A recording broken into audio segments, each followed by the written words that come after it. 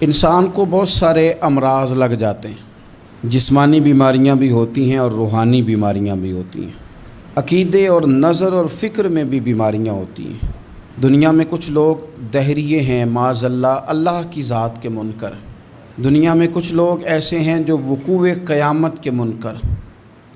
دنیا میں معاذ اللہ کچھ لوگ ایسے ہیں جو عذاب قبر کے انکاری۔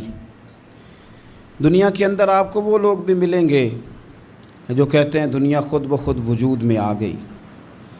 پھر آپ کو کچھ اور لوگ ملیں گے جن پر وسوسوں کا غلبہ، بری سوچوں کا غلبہ، شیطانی اور نفسانی خواہشات کا غلبہ، یہ سب بیماریاں ہیں۔ پھر کچھ امراض ایسے ہیں، حسد، بغض، عداوت، تکبر، عجب، خود پسندی، دوسروں کو حقیر سمجھنا، اپنے آپ کو بڑا جاننا، جھوٹ بولنا، جھوٹی انا کی، یہ سب بیماریاں ہیں، امراض ہیں۔ جسمانی مرض بھی بندے کو پریشان کرتا ہے، روحانی مرض بھی پریشان کرتا ہے۔ اگر آپ روحانی طور پر بیمار ہوں، آپ کے اندر حسد کی بیماری لگ جائے تو حسد کا سادہ ترجمہ کریں، پنجابی ترجمہ کریں، اپنی زبان میں ترجمہ کریں تو حسد کا معنی جلنا ہے۔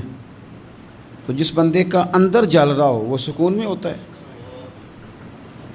اندر آگ لگی ہو حسد کی تو وہ بندہ قرار پائے گا۔ بہت بڑی بیماری ہے۔ لوگ کہتے ہیں پتہ نہیں مجھے کیا ہے، پتہ ہے آپ کو پر آپ توجہ نہیں کر رہے۔ تکبر ایک بیماری ہے۔ تکبر والا بندہ دل کی جگہ روڑا رکھ لیتا ہے، پتھر، تو اندر بندے کا سخت ہو جائے۔ وہ ہمارے ہاں لوگ کہتے ہیں کہ میری نا ٹانگوں میں بڑی درد ہے، تو پنجابی کہتے ہیں کھلیاں پہ گئی ہیں۔ وہ کیا ہے جی؟ کہتے ہیں سخت ہو گئی ہیں ٹانگیں، چلا نہیں جاتا۔ ٹانگیں سخت ہو جائیں تو گزارا نہیں ہوتا، تو دل سخت ہو جائے تو۔ اب میری بات کو سمجھیں، ہمارے اندر نا بیماریاں ہیں، ہم وہ کڑتے رہتے ہیں، وہ جلتے رہتے ہیں، وہ تکبر میں آ جاتے ہیں، عداوت ہے، بغض ہے، کینہ ہے، ماننے کو تیار نہیں ہوتے۔ یعنی دنیا میں یہ سارے لوگ کہہ رہے ہیں کہ مجھ سے حسد ہو رہا ہے، یہ کوئی بھی نہیں کہہ رہا کہ میں کر رہا ہوں حسد۔ تو اگر سب سے ہو رہا ہے تو وہ بندہ کہاں ہے جو کر رہا ہے؟ سب کہتے ہیں کہ بڑا تکبر آ گیا جی لوگوں میں، تو وہ لوگ کدھر ہیں جی جو تکبر کر رہے ہیں؟ وہ بھی، اس کو بھی تو ماننا چاہیے نا میں کرتا ہوں۔ تو یہ ساری بیماریاں، جسمانی، بلڈ پریشر، شوگر اور ہیپاٹائٹس اور معاذ اللہ کینسر، اور یہ سب بیماریاں روحانی بھی جسمانی بھی، تو یا اللہ جائیں کدھر؟ فرمایا وَنُنَزِّلُ مِنَ الْقُرْآنِ مَا هُوَ شِفَاءٌ وَرَحْمَةٌ لِّلْمُؤْمِنِينَ۔ فرمایا میں نے جو تمہیں قرآن عطا فرمایا ہے نا، تو اس میں مومنوں کے لیے شفا بھی ہے اور رحمت بھی ہے۔ یہ تمہاری تمام بیماریوں کی شفا ہے، اس میں تمام بیماریوں کی۔ ہم مریض ہیں، ہماری کل شفا قرآن پاک کے ساتھ وابستہ ہے، اور اگر صحیح طبیب تک بندہ نہ جائے تو پھر وہ ساری زندگی بیچارہ الجھا رہتا ہے، اسے کامیاب علاج میسر نہیں آتا۔ اس میں جسمانی، قرآن پاک میں شفا ہے۔ قرآن حکیم میں بڑے سے بڑا مجرم ہو، کافر ہو، فاسق ہو، ایک حدیث مشکات میں موجود ہے، اس کو آپ نے دل پہ لکھ لینا ہے چونکہ معاملہ دل کا ہے۔ نبی پاک صلی اللہ تعالیٰ علیہ وسلم نے فرمایا جس طرح بارش میں پڑے لوہے کو زنگ لگ جاتا ہے، اس طرح دل کو زنگ لگ جاتا ہے۔ تو کہتا ہے میں بور ہو رہا ہوں، پتہ نہیں کیا ہے، اور زنگ لگ گیا دل کو۔ تو کہتا ہے جناب میں پتہ نہیں سارا کچھ ہے پر دل پریشان ہو، بھئی اس کو زنگ لگ گیا ہے۔ ہم کہتے ہیں یار پتہ نہیں کیا بات ہے، پریشانی ہو، بھئی دل کو زنگ لگ گیا ہے۔ کریم فرمانے لگے جس طرح بارش میں پڑے لوہے کو زنگ لگ جاتا ہے، اس طرح دلوں کو بھی زنگ لگ جاتا ہے۔ حضور دل کو زنگ لگ جائے تو کیا کریں؟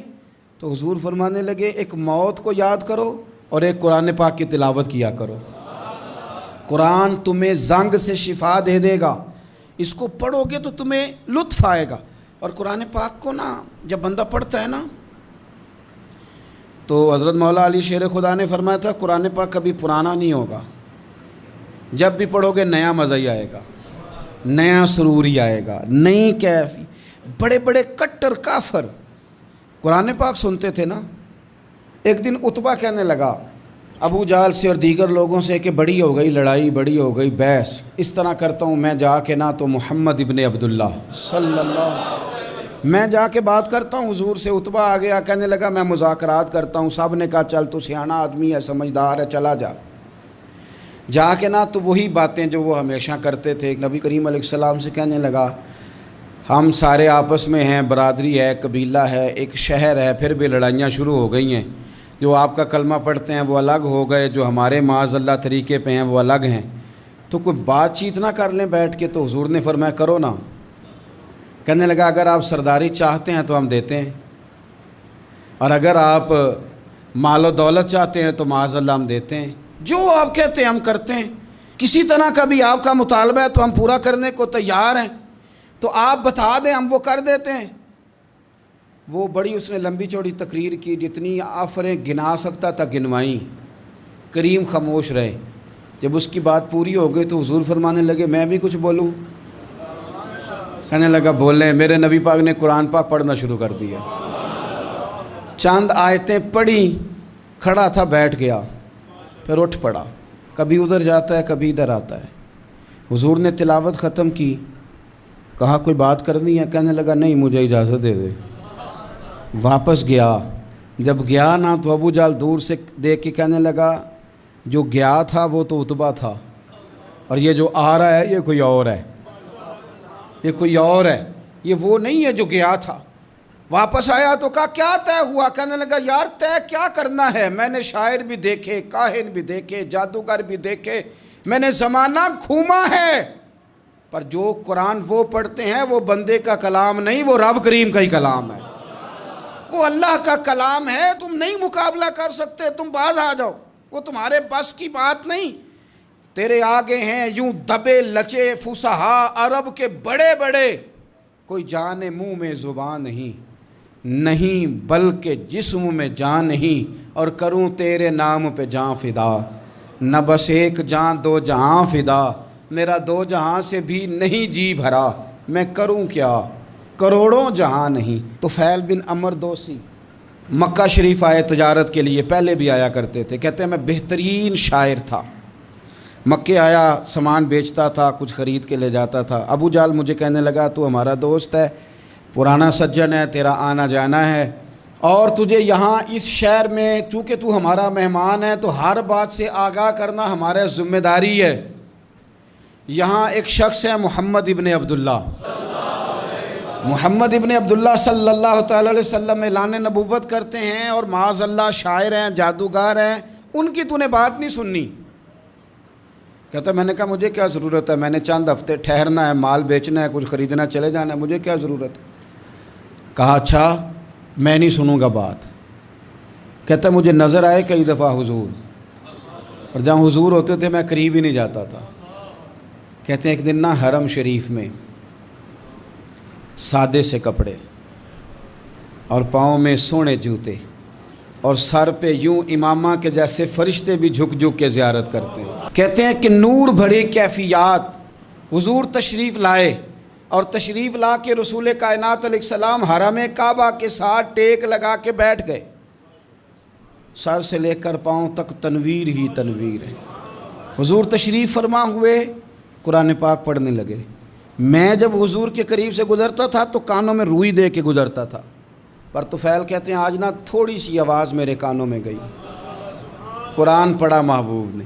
اور ویسے بھی کیا کمال ہوگا جب یاسین والے نبی خود یاسین پڑھتے ہوں، جب طٰہٰ والے نبی اپنی زبان سے طٰہٰ کی تلاوت کرتے، وَالضُّحَىٰ وَاللَّيْلِ اِذَا سَجَا جن کے بارے میں آیا جب وہ تلاوت کرتے ہوں، الم نشرح لک صدرک جن کے سینے کی تعریف اللہ نے کی، جب وہ ان آیتوں کی تلاوت کرتے ہوں گے تو کیا شان ہوگی۔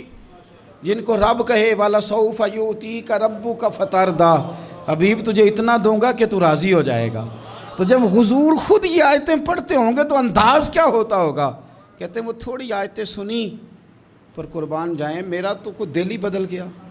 میں بڑا بہترین شاعر تھا، لفظوں کے تراشے مجھے خوب آتے تھے، الفاظ کے بام و در سے میں آگاہ تھا، اچھا ادب میں جانتا تھا، پر میں نے کہا یہ کلام، یہ انداز، لو انزلنا ھذا القرآن علی جبل لرأیتہ خاشعا متصدعا من خشیۃ اللہ، یہ انداز پتھروں پہاڑوں پہ جائے تو وہ ریزہ ریزہ ہو جائیں۔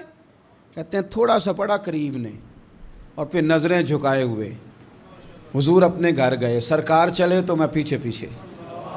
حضور گھر میں چلے گئے تو میں نے دروازے پہ دستک دی. باہر آئے, سلام لی. میں نے کہا محبوبہ وہ جو آپ پڑھ رہے تھے تھوڑا اور نہیں سنا دیتے, تھوڑا اور نہیں تلاوت کر دیتے؟ کہتے ہیں رسول پاک نے نا پھر قرآن پڑھنا شروع کیا.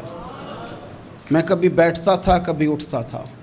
جب حضور نے تلاوت مکمل کی تو میں نے آگے بڑھ کے ید اللہ والا ہاتھ تھاما اور دست مبارک پکڑ کے کہا سونیا, یہ مجھے کہتے تھے نہ سننا, میں نے زمانہ دیکھا ہے, میں کوئی عام آدمی نہیں, میں سردار ہوں, میں نے دنیا دیکھی ہے. مجھے قسم ہے جو آپ کی زبان سے نکل رہا ہے وہ بشر کا کلام نہیں. آپ مجھے کلمہ پڑھائیں, میں مسلمان ہونا چاہتا ہوں. بڑے بڑے کفل ٹوٹے. حضرت عمر بھی آئے تو آئے قرآن کی تاثیر کی برکت سے. حضرت صدیق اکبر نا اپنے گھر کے سین میں بیٹھ کے قرآن پاک پڑھتے تھے تو رویا کرتے تھے, روتے تھے.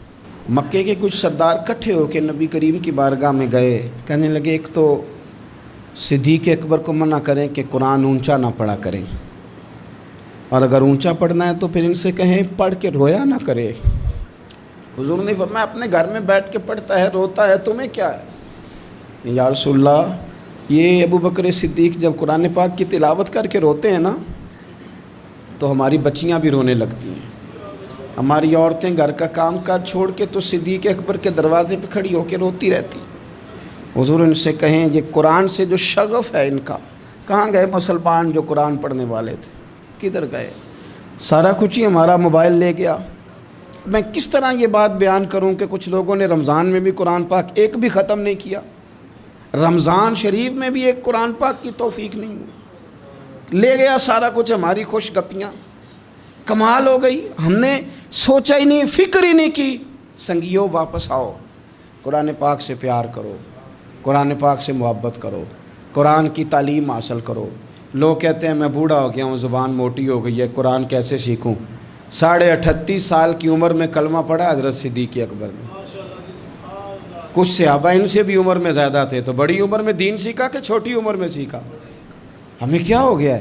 قرآن پاک کی طرف توجہ کرو. میرے نبی پاک علیہ السلام نے فرمایا اس قرآن کی برکت سے اللہ قوموں کو عروج عطا کرے گا, اس کی برکت سے ہی قوموں کو زوال ہوگا. حضرت عائشہ صدیقہ کہتی ہیں حضور رات کو نماز کی نیت باندھتے تھے تو ایک ہی آیت پڑھتے تھے ساری رات, ایک ہی آیت پڑھتے رہتے تھے, روتے رہتے تھے. اور جب حضور روتے تھے تو جس طرح ہنڈیا ابلے تو آواز آتی ہے, اس طرح حضور کے سینے سے آواز آتی تھی. جبیر بن مطعم کہتے ہیں میں بدر کے قیدیوں کے بارے میں بات کرنے آیا حضور سے, تو نبی پاک مغرب کی جماعت کرا رہے تھے. جب میں مدینے پہنچا تو مسجد نبوی کے باہر کھڑے ہو کے میں نے حضور کی تلاوت سنی. فرماتے ہیں بس میں تو بات کرنے آیا تھا نا, تو وہ آیتیں سنی تو مجھے یوں لگا مجھ پہ بجلیاں گر رہیں. کون ہے جو میرے دل کے کفر اور کفل دھو رہا ہے؟ بس قرآن سنتا گیا اور رب مجھے ایمان کی توفیق عطا فرماتا گیا. میں نے کلمہ پڑھ لیا, مسلمان. قرآن ہی ہمارے ہر مسئلے کا حل ہے. میں کیا کروں؟ قرآن پڑھتے ہیں ہمارے ہاں, پر قبروں پہ پڑھا جاتا ہے, پر ختموں پہ. کیا قرآن پاک کا یہ حق نہیں تھا کہ وہ شادی والے دن بھی پڑھا جاتا؟ کیا قرآن پاک کا یہ حق نہیں تھا کہ وہ اسمبلی میں بھی پڑھا جاتا؟ قرآن پاک نہ شکایت کر رہا ہے, شکایت کرتا ہے کہ ان لوگوں نے نا مجھے ختموں پہ پڑھا ہے, اسمبلی میں نہیں پڑھا. وزیر اعظم کے خطاب سے پہلے تلاوت ہوتی ہے تو یہ تلاوت کے بعد یہ اعلان کیوں نہیں کرتے کہ ہم کریں گے وہ جو قرآن کہے گا؟ صدر کے خطاب سے پہلے تلاوت کراتے ہو تو یہ کیوں نہیں کہتے کہ اب ہوگا وہ جو قرآن کہہ رہا ہے؟ اسمبلی کا اجلاس تلاوت قرآن پاک سے شروع کرتے ہو تو یہ بھی تو کہو نا قرآن کے مطابق فیصلے ہوں گے. عدالتوں میں قسمیں اٹھانے کے لیے قرآن رہ گیا ہے, اس پہ ہاتھ رکھ کے کہو جو کہوں گا سچ کہوں گا. آج کے بعد وکیل بھی ہاتھ رکھے نا قرآن پاک پہ, جج بھی ہاتھ رکھے قرآن پاک پہ, گواہ بھی رکھے, ملزم بھی رکھے, اور مدعی بھی بتائے کہ اس نے پرچہ صحیح درج کرایا ہے, اس نے صحیح درج کرایا ہے, نام صحیح لکھوائیں, اور یہ سارے بتائیں جج سے لے کر ملزم تک کہ ہم فیصلہ وہ کریں گے جو قرآن پاک نے ہمیں کہا ہے. صرف قسموں کے لیے رہیں گے. 2 صورتیں پڑھنی نہیں آتی اور تم بیچ میں قرآن پاک کو لا کے قسمیں اٹھاتے ہو.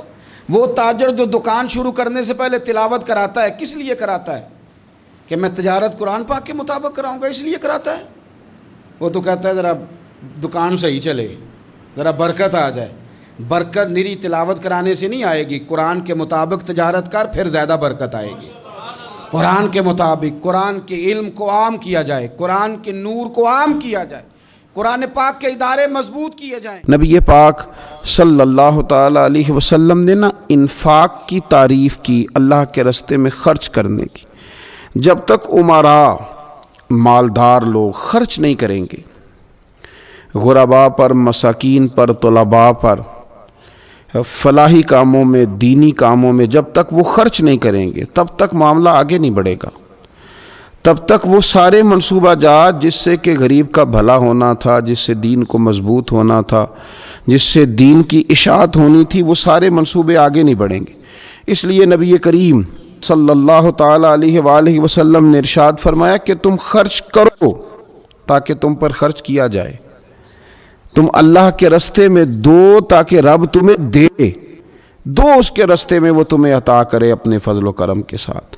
اللہ تبارک و تعالیٰ کے راستے میں جب خرچ کیا جاتا ہے تو رب راضی ہوتا ہے, پھر بندے کو اور زیادہ عطا کرتا ہے.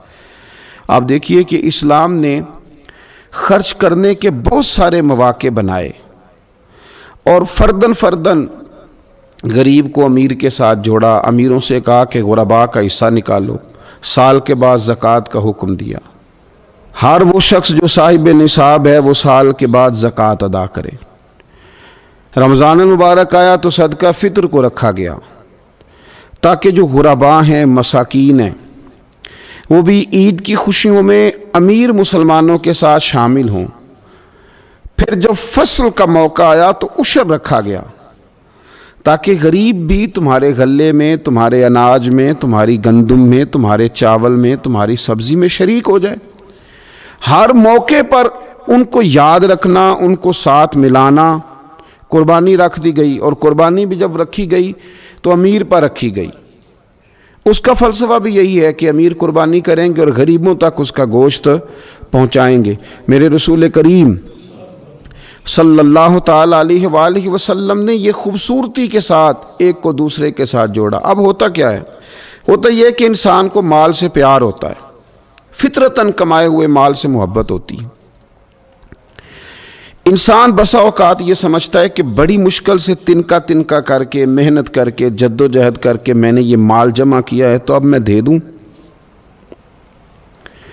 ایک لمبا عرصہ تک میں نے پردیس کاٹا, مشکلات برداشت کی, اور میں نے کئی راتوں کے رت جگے اس کام کے نام کی, اور آج اگر مالی طور پر میں مضبوط ہوا ہوں تو کیا میں یہ مال دے دوں؟ تو دیکھیے, اسلام ایک روحانی مذہب ہے. اس کی تعلیمات آفاقی ہیں. یہ ہمیں بتلاتا ہے کہ صرف فیصلہ وہ نہ کرو جو تمہاری آنکھوں سے نظر آ رہا ہے. کچھ چیزیں ایسی ہیں جو رب تمہیں اپنے فضل سے دے رہا ہے اور تمہاری ظاہری آنکھیں انہیں دیکھ نہیں رہی. نبی پاک صلی اللہ تعالی علیہ وسلم نے ارشاد فرمایا, یہ حدیث مبارکہ صحیح مسلم میں موجود ہے. حضرت ابو ہریرہ رضی اللہ تعالیٰ عنہ فرماتے ہیں, دیکھیے حضور صلی اللہ تعالی علیہ وسلم نہ بات کر کے مختصر جملوں میں کیسے آگے بڑھتے ہیں. کریم محبوب فرمانے لگے, یاد رکھنا صدقہ دینے سے مال کم نہیں ہوتا. اللہ اکبر. آپ کو تو میسج آ گیا بینک سے کتنے پیسے کم ہو گئے. آپ نے تو جو گن کے دراز میں رکھے تھے اس میں سے لاکھ میں سے آپ نے تو 5,000 دے دیا, تو آپ کو تو پتہ ہے وہ 95 رہ گیا ہے. لیکن یہ صحیح مسلم کے لفظ ہیں. حضور فرماتے ہیں صدقہ دینے سے مال کم نہیں ہوتا. کائنات کے سب سے سچے, کھرے, صادق اور امین محبوب علیہ الصلوۃ والسلام نے فرمایا کہ صدقہ دینے سے مال کم نہیں ہوتا. حکیم الامت مفتی احمد یار خان صاحب نعیمی رحمۃ اللہ تعالی علیہ ارشاد فرماتے ہیں کہ کسان جب اس نے نا بیج کی بوریاں بھر کے رکھی ہوئی ہوتی ہیں, تو جب وہ جا کر کے بیج ڈالتا ہے نا کھیت کے اندر, تو بظاہر تو وہ بوریاں خالی کر کے آتا ہے, لیکن پتہ تب چلتا ہے کہ جب ایک ایک بیج پر پھر کئی گنا دانہ لگتا ہے. آیا تو وہ خالی کر کے تھا, لیکن اگر تھوڑا سا وہ گہرائی کے ساتھ دیکھے تو اس نے تو کمال کر دیا. اب تو اس پر بے شمار دانے لگ گئے. تو حضور علیہ الصلوۃ والسلام نے فرمایا صدقہ دینے سے مال کم نہیں ہوتا. اور فرمایا معاف کرنے کی وجہ سے اللہ بندے کی عزت میں اضافہ کر دیتا ہے، اور فرمایا جو اللہ کی رضا کی خاطر جھک جائے اللہ اسے عزت عطا کر دیتا ہے۔ اگر آپ کسی بھی لحاظ سے کسی شخص کے دست نگر ہیں تو آپ بہت بڑے کمزور ہیں۔ آپ وہاں محسوس کرتے ہیں کہ یار یہ کیا میرے ساتھ ہو گیا، اگر یہ چیز بھی میرے پاس ذاتی ہوتی تو میں کتنا اپنے آپ کو طاقتور سمجھتا۔ کوئی کسی قسم کی بھی کسی شخص کے سامنے آپ کو محسوس ہوتا ہے کہ یار یہ مطلب یہ بندہ تو ضرورت بن گیا ہے۔ اور میں نے دنیا میں ایسے لوگ بھی دیکھے ہیں جن کو اگر پتہ چل جائے نا فلانا بندہ میرا محتاج ہے کسی بھی حوالے سے، تو پھر تو بھائی وہ پورا زور ہی لگا دیتے ہیں۔ پھر تو اللہ تعالیٰ معاف کرے اگر بندے کو بندوں سے ضرورت پڑ جائے تو پھر تو وہ برا حال کر دیتے ہیں اگر انہیں اندازہ ہو جائے کہ یہ میرے بغیر چل نہیں سکتا۔ آپ زندگی میں کبھی بھی اللہ سے دعا مانگے رب کبھی کسی کو کسی بندے کا محتاج نہ کرے، اپنی بارگاہ کرم سے وہ بندوں کو دے۔ کچھ چیزیں تو ویسے ضرورت ہے نا، ہر بندے کو ہر ہنر اللہ نے نہیں سکھایا، وہ محتاجی نہیں، ہر بندہ ہر ہنر نہیں جانتا، وہ چیپٹر ایک الگ ہے۔ لیکن اگر اپنی ضروریات کے تعلق سے بندہ کسی کا محتاج ہو، وہ چیز ہے اس کی ضرورت لیکن وہ حاصل خود سے نہیں کر سکتا، وہ محتاج ہو گیا ہے۔ اب یہ بہت بڑی آزمائش ہے۔ ہمارے ہاں لوگ محتاجی کس چیز کو بھلا سمجھتے ہیں؟ ہمارے ہاں لوگ سمجھتے ہیں کہ پیسے نہیں تو میں محتاج ہوں، خدا نہ خواستہ کوئی معذور ہو گیا ہوں، وجود کا کوئی حصہ کام نہیں کرتا تو میں محتاج ہوں۔ ہم سمجھتے ہیں کہ شاید میں کرائے کے مکان میں رہ رہا ہوں تو محتاج ہوں۔ ہم سمجھتے ہیں شاید میں کسی کا ملازم ہوں اس لیے محتاج ہوں۔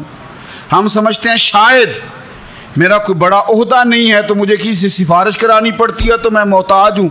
قربان جائیں جناب فاروق اعظم کے، ان کی سوچ پہ مسئلہ ہی حل کر دیا۔ آپ فرمانے لگے دو ہی چیزیں ہیں، دو ہی چیزیں جو بندے کو محتاج کرتی ہیں، باقی کوئی شے بھی محتاجی نہیں۔ حضور کون کون سی؟ فرمایا ایک ہرس بندے کو محتاج کر دیتی ہے، دوسرا لالچ بندوں کو دوسروں کا محتاج کر دیتا ہے۔ یہ دو ہی چیزیں محتاجی، اس کے علاوہ کوئی محتاجی نہیں۔ اگر آپ کبھی محتاج ہوں گے بھی تو وہ ایک وقت کے لیے، ایک ضرورت پڑے گی بھی تو ایک وقت کے لیے ختم ہو جائے گی۔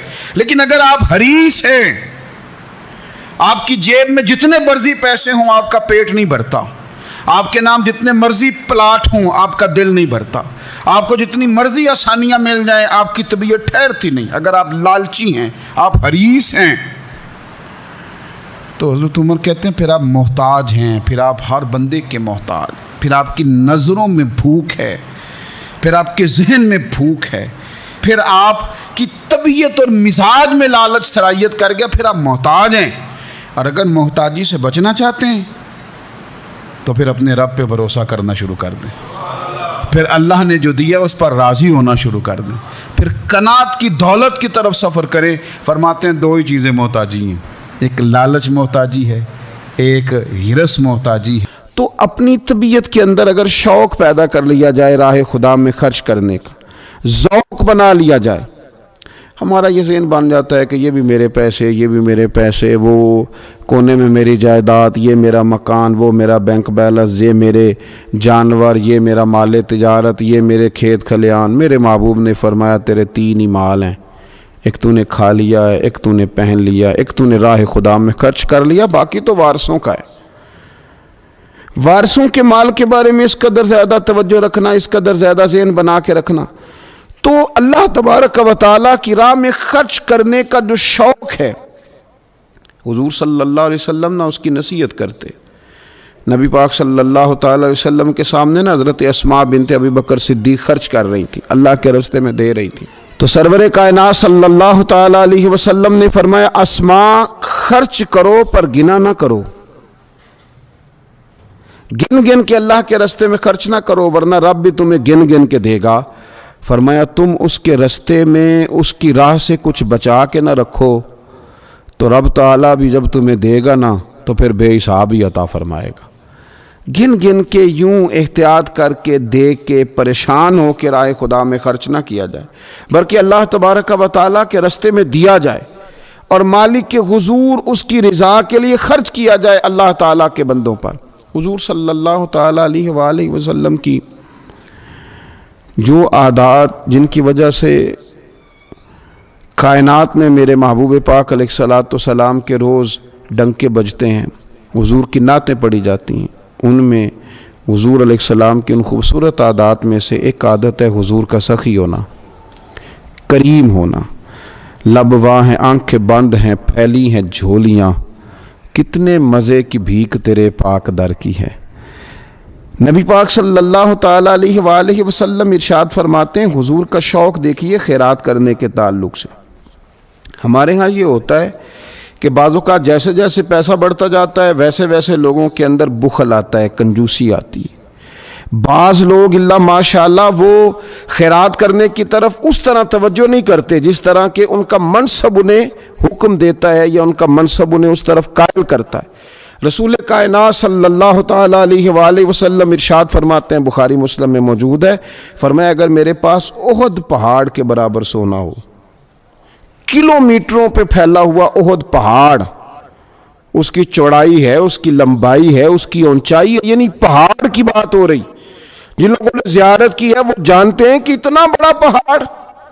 حضور فرماتے ہیں میرے غلاموں سنو، اگر میرے پاس احد پہاڑ کے برابر بھی سونا ہو تو فرمایا میرا دل چاہتا ہے کہ 3 راتیں گزرنے سے پہلے پہلے سارا اللہ کے راستے میں خرچ کر دوں، سوائے اس کے کہ جو میں نے قرض دینا ہو، قرض کے لیے بچاؤں گا، باقی میں سب اللہ تبارک و تعالیٰ کے راستے میں خرچ کر دوں گا، 3 راتوں سے زیادہ نہیں گزریں گی، خرچ کر دوں گا۔ یہ شوق ہے نبی پاک صلی اللہ علیہ وسلم کا سخاوت کے ساتھ۔ حضور پسند کرتے سخاوت کرنا۔ نبی پاک صلی اللہ تعالی علیہ وآلہ وسلم نے اپنے دست مبارک سے ہمیشہ لوگوں کو عطا کیا۔ حضور صلی اللہ تعالی علیہ وسلم خرچ کرنے کی ترغیب دیتے، لوگوں کو رغبت دلاتے۔ ہمارے ہاں پہلی تو بات یہ ہے کہ خرچ کرنے کا ماحول نہیں بنتا، اور اگر بعض لوگ خرچ کرتے ہیں تو بے دلی کے ساتھ خرچ کرتے ہیں۔ اللہ تبارک و تعالیٰ کے راستے میں جب آپ کو دینا ہے، جب آپ کو مالک کے راستے میں دینا ہے تو پھر آپ کو بندہ تھوڑی دیکھنا ہے، پھر تو اللہ کی رضا دیکھنی ہے۔ تو خرچ تو کرتے ہیں لیکن وہ خوش دلی، وہ ذوق، وہ شوق، وہ خوبصورتی ان کی طبیعت میں نہیں ہوتی جو ہونی چاہیے۔ اللہ کے راستے میں خرچ کریں تو اللہ کی رضا کو پیش نظر رکھ کے خرچ کریں۔ پھر خرچ کیا جاتا ہے، صدقہ دیا جاتا ہے، لیکن کب بندہ بیمار ہو گیا، جب تندرست تھا، لاکھوں روپے پڑے تھے، صدقہ کرنے کا خیال نہیں آیا۔ ہزاروں موجود تھے، اس کے دل کی توجہ اس جانب نہیں ہوئی۔ آج بیمار پڑا ہے، کمزوری آ گئی ہے، قریب المرگ ہو گیا ہے، اب اس کا خیال آتا ہے کہ میں کچھ اللہ کے راستے میں دوں، ایک بکرا لو بھی ذرا ذبح کر دو، ذرا تھوڑا صدقہ دے دو۔ کس بات پر؟ کہ میں بیمار ہو گیا ہوں، کس بات پر؟ کہ میں کمزور ہو گیا ہوں۔ اگر آپ صحت کے عالم میں صدقہ کرتے اللہ کو راضی کرنے کے لیے تو وہ کیا خوب تھا۔ وہ ہمارے ایک بزرگ ہیں تو فرمایا کرتے ہیں کہ میں نے جب خرچ کرنا شروع کیا تو میرے ذہن میں ایک بات آئی، اس نے مجھے ابھارا کہ میں اللہ کے راستے میں زیادہ خرچ کروں۔ میرے ذہن میں یہ بات آئی کہ یار جتنا میں اپنے والدین کی طرف سے خرچ کر رہا ہوں نا، میری اولاد بھی میرے بعد اتنا ہی خرچ کرے گی، تو کیوں نہ ایسا ہو کہ ان کے حقوق پورے ادا کر کے، ان کی آسانیوں کا خیال کر کے، جو اللہ تعالیٰ نے مجھے اپنے فضل سے زیادہ دیا ہے اس میں سے میں اللہ کے راستے میں خرچ کروں۔ تو اس شوق کے ساتھ میں نے خرچ کرنا شروع کیا۔ نبی پاک صلی اللہ تعالی علیہ وآلہ وسلم ارشاد فرماتے ہیں کہ کسی بندے کا اپنی زندگی میں 1 درہم خرچ کرنا مرتے وقت 100 درہم خرچ کرنے سے زیادہ بہتر ہے۔ زندگی میں 1 درہم دینا مرتے وقت، یعنی عین بیماری کے عالم میں جب تو خرچ کر رہا ہے تو وہ تو 100 خرچ کرے گا درہم، اور تندرستی میں، صحت میں تو نے 1 خرچ کیا تو اللہ تعالیٰ اس 1 کا ثواب تجھے اس وقت سے زیادہ عطا فرمائے گا۔ یہ حدیث مبارکہ ابو داؤد شریف میں مشکات میں ملے گی۔ حضور فرماتے صحت کے عالم میں خرچ کر، بجائے اس کے کہ تیری طرف سے کوئی صدقہ دینے جائے تو خود صدقہ دینے جا، اپنے ہاتھوں سے دے اور شوق بنا کے دے اور توجہ کر کے دے، اور تیری طبیعت لگی ہوئی ہو اور تو خود اپنے کندھے پہ رکھ کے جائے، غریبوں کے گھر میں پہنچا کے آئے، اور تو تیرا دل کرے کہ اگر میرے گھر کے اندر گندم موجود ہے پھر کوئی بھوکا نہ سوئے، اگر میرے پاس طاقت موجود ہے کسی کو کپڑا پہنانے کی تو پھر کوئی غریب سردی میں ٹھٹھرتا نہ سوئے، اگر میرے پاس طاقت موجود ہے مکانات بنانے کی، پھر مالک کریم کا کوئی بندہ جس کو میرے رب نے پیدا کیا، اس کی قدرت کا جو شاہکار ہے، رسول پاک علیہ السلام کا کوئی غلام بغیر چھت کے نہ سوئے۔ اگر میرے پاس طاقت ہے تو پھر میرا حال تو یہ ہونا چاہیے نا کہ کسی غریب کی بیٹی اس لیے نہ بیٹھی رہے کہ اس کے پاس جہیز کوئی نہیں۔ یوں نہ ہو کہ میرے گھر کے اندر تو آدھا کھانا کھایا جائے اور آدھا ضائع کیا جائے، لیکن بہت سارے لوگ ایسے ہیں جو رات کو ترس ہیں کہ کچھ مرضی کا من پسند مل جاتا تو پیٹ بھر کے کھا لیتے۔ سخاوت کا حکم دیا گیا، صحت کے عالم میں خرچ کریں، تندرستی کے عالم میں خرچ کریں، اللہ کی رضا کے لیے خرچ کریں۔ یہ ماحول نہ بنائیں کہ بیمار ہو گیا ہوں تو جا بیٹے صدقہ کر دے، اب میں کمزور پڑ گیا ہوں تو جا بیٹے تو کچھ اللہ کے راستے میں خرچ کر دے۔ ایک شوق ہو، ایک طبیعت ہو۔ نبی پاک صلی اللہ تعالی علیہ وآلہ وسلم کی پیاری زوجہ، ذرا یہ انداز بھی دیکھیے گا، حضرت سیدہ عائشہ صدیقہ رضی اللہ تعالیٰ عنہ فرماتی ہیں کہ ہم چونکہ حضور کی ازواج کثیر تعداد میں تھی تو کبھی نہ نبی پاک صلی اللہ علیہ وسلم سے کچھ سوالات بھی کرتی تھی، اور اس سوالات کے اندر محبت چھلکتی تھی، محبت میں ایک دوسرے سے آگے بڑھنا چاہتی تھی۔ حضرت عائشہ صدیقہ رضی اللہ تعالیٰ عنہ فرماتی ہیں کہ ہم نے عرض کی، یا رسول اللہ صلی اللہ تعالیٰ علیہ وسلم، ہم میں سے سب سے پہلے آپ سے آ کے کون ملے گا؟ اس سے مراد ہے وصال کے بعد سب سے پہلے ازواج مطہرات میں آپ سے کون آ کے ملے گا؟ تو حضور صلی اللہ علیہ وسلم نے فرمایا لمبے ہاتھوں والی۔ مشکات میں حدیث موجود ہے، بخاری میں موجود ہے۔ حضرت عائشہ صدیقہ کہتی ہیں حضور نے فرمایا وہ جو لمبے ہاتھوں والی ہے نا، میری اہلیہ، میری زوجہ، مومنوں کی ماں، وہ ملیں گی۔ تو کہتی ہیں حضرت سودا رضی اللہ تعالیٰ عنہ کے ہاتھ لمبے تھے، قد بڑا تھا، تو ہماری نظر یہ تھی کہ حضرت سودا کے بارے میں حضور نے فرمایا کہ وہ ملیں گی، لیکن کہتی ہیں کہ وہ تو ہمیں بعد میں پتہ چلا جب حضرت زینب رضی اللہ تعالیٰ عنہ کا وصال ہوا تو سمجھ آئی کہ لمبے ہاتھوں سے مراد ہاتھوں کا لمبا ہونا نہیں، صدقہ اور خیرات زیادہ کرنا۔ وہ لمبے ہاتھوں والی تھی، مومنوں کی ماں، خرچ کرتی تھی، خیرات کرتی تھی۔ شارحین حدیث نے لکھا ہے کہ وہ اپنے ہاتھوں سے کھالیں رنگتی تھیں، پھر بیچتی تھیں، اپنے لیے نہیں۔ ان کا نان نفقہ تو حضور کے ذمے تھا، اپنے لیے نہیں۔